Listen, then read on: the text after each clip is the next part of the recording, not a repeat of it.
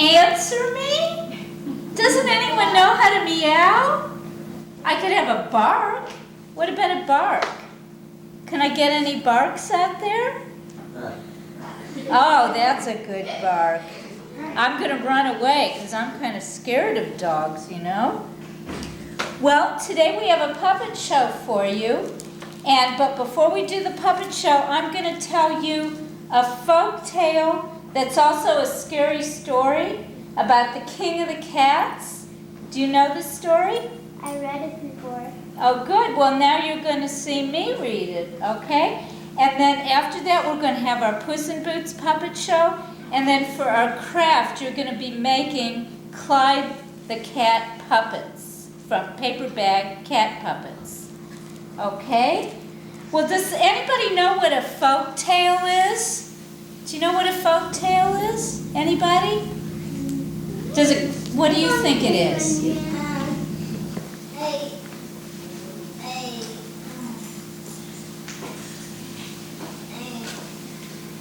Somebody back there? What do you think a folk tale is? Because the story I'm going to tell you is a folk tale, and actually Puss in Boots, the puppet show, is a folk tale too. What distinguishes a folk tale? Where do they come from? They come from different countries, don't they? We have folk tales in our country. There's folk tales from France and Germany, from England, from all different countries. And the Puss in Boots is from, I think this one is from England, and the Puss in Boots is from France.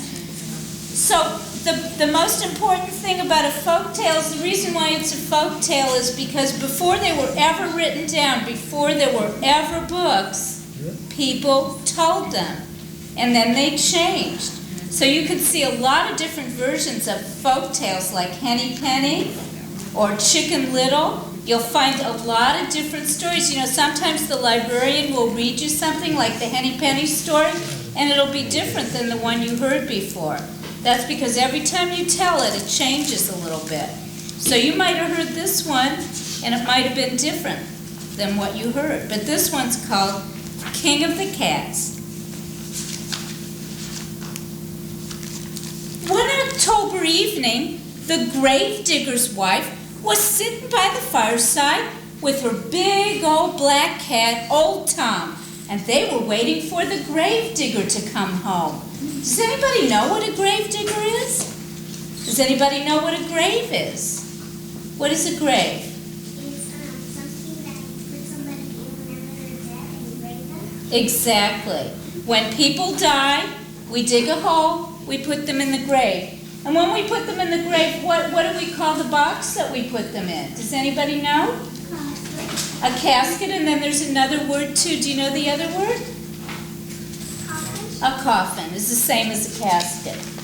So that's what her husband did for a living. Some people do that. His job was to dig graves for people who died.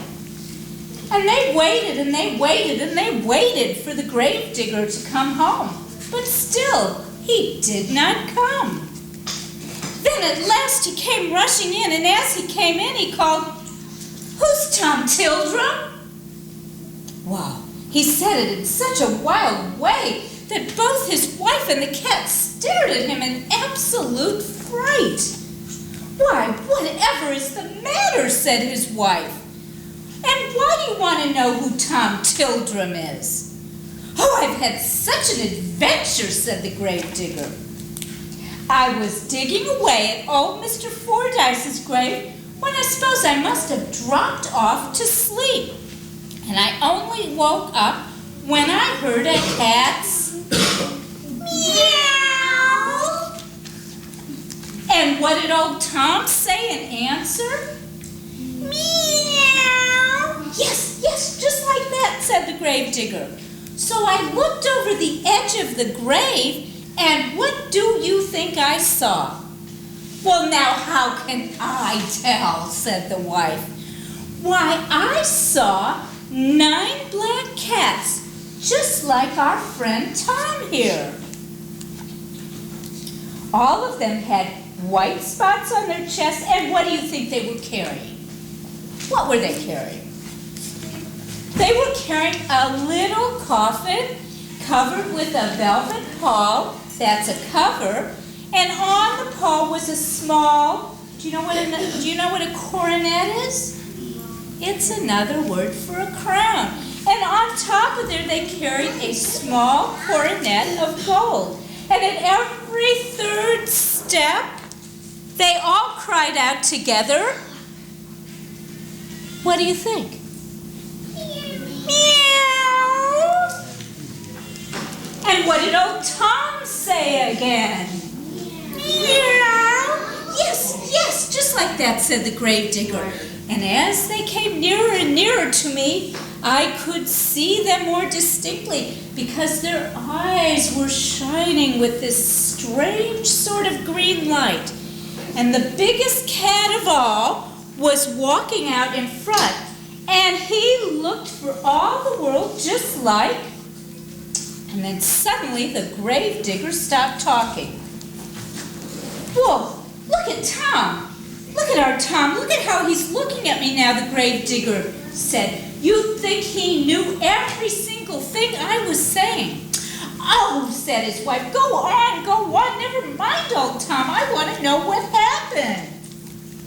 Well, as I was a-saying, the 9 cats came toward me, slowly and solemnly, and at every third step, they all cried out, meow. And what did old Tom say again? Meow. Yes, yes, just like that, said the gravedigger.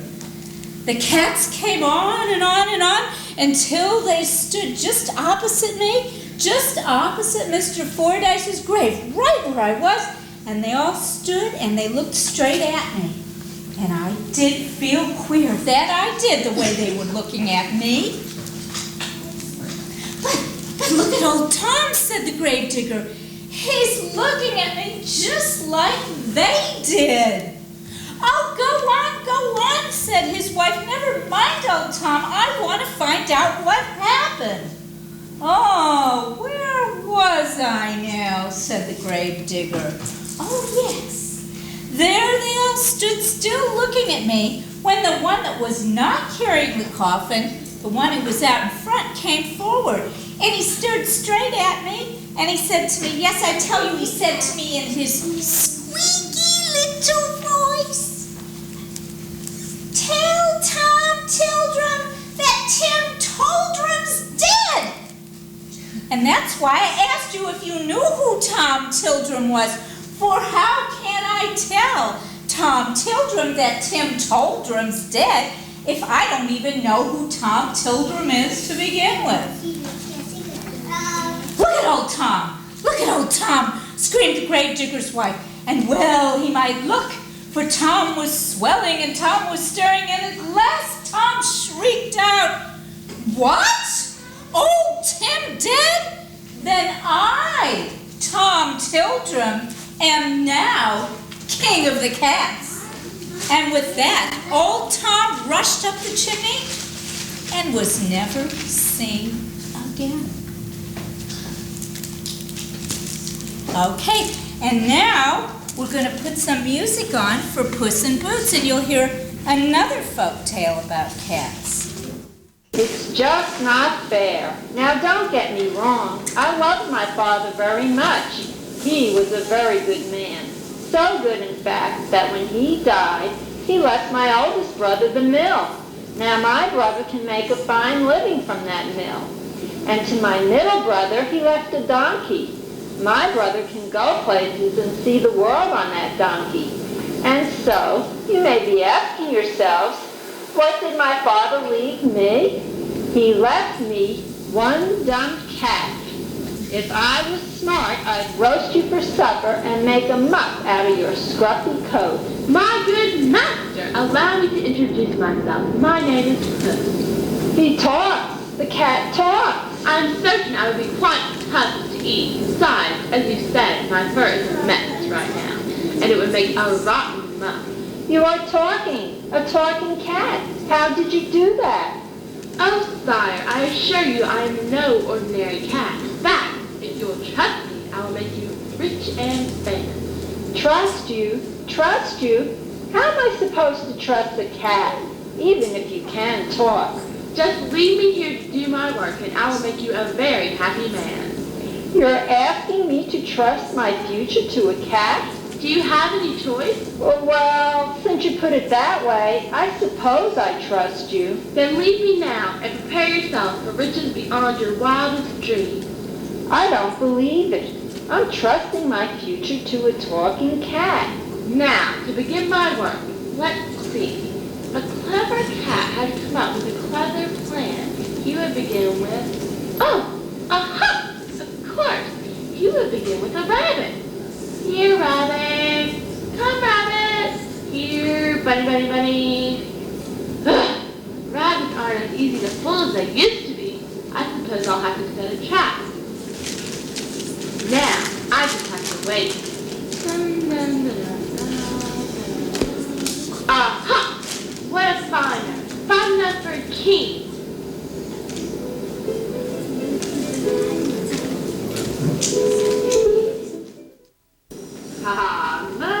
My. I do enjoy these morning strolls. The morning air gives me a chance to think. Your Majesty. My, a talking cat. Now I see everything. Your Majesty, I represent my lord, I represent the Marquis of Carabas. He has asked me to give you this fine, plump rabbit caught on his estate. The Marquis of Carabas? I don't believe I'm familiar with that name. But then again, before this morning, I've never visited with a talking cat either. So please thank your kind Marquis for his generous gift. I'll have one of my guards pick up the rabbit later this morning. Good day, talking cat. Most unusual morning indeed. All seems to be working very well. Yes, very well indeed. Now, let's see. Tomorrow, I shall capture some partridges from the field over there. And the next day, some fine pheasants, all worthy gifts for a very worthy king. Oh, Marquis, I'm glad I found you. Oh my, I wonder what will become of me. I haven't ever heard of anyone taking orders from a cat, even a talking cat. Ah, Marquis! Marquis! Marquis! Yes, I'm the Marquis. What's the latest word, Puss? Well, the latest word is good indeed. The king is quite pleased with the Marquis of Carabas. Every day for the past week I have given his Majesty a gift from you. Sire, the king thinks you are a very generous man. But tell me, Puss, what good is that going to do me? When the king sees me dressed as I am, he will know in an instant that I am only a pauper dressed in pauper clothes. Really, Puss, look at me. Do I look like a marquis to you? Master, you must learn to trust me. I hear the king's horses in the distance. Now, get undressed and jump into that street. What? The king is coming now? And I say that it's better to be a poorly dressed pauper than an undressed marquis when the king passes. Master, you must learn to trust me. Now, get undressed and jump into that street. But I can't. It's not right. Puss.